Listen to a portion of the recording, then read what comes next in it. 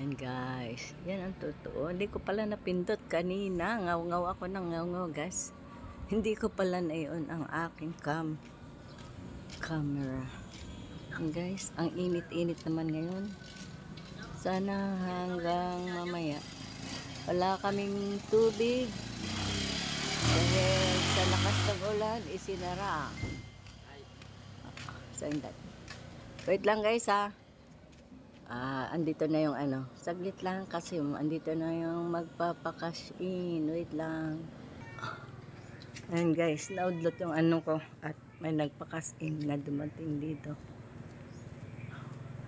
Daldal ako ng daldal kanina. Kala ko naka-on na yung ano. Hindi pa pala. Ayan, hanggang sa dumating na yung nagpapakas in. Mayroon pa akong isang naantay. Ayan guys, ayun yung evacuation center ng Butas na Bato. Ayan yung isang ano. So yun guys. Kung anong lakas ng ulan kahapon. Yan naman. Ayan yung kapitan namin. Dumaan.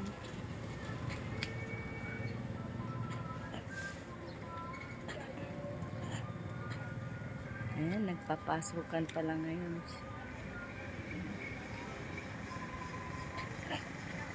Nandito ako ngayon sa labas.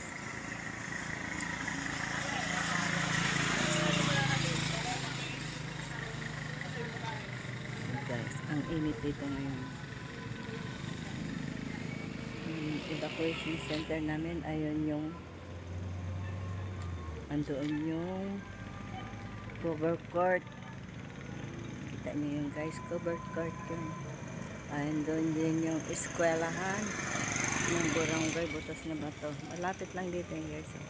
Walking distance. Nandito lang ako sa lilim. Okay, ganun guys.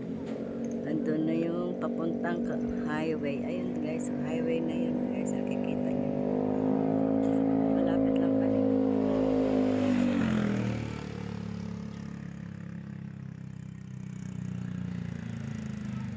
Yung tindahan ni Samantha sarado dahil wala pa siya.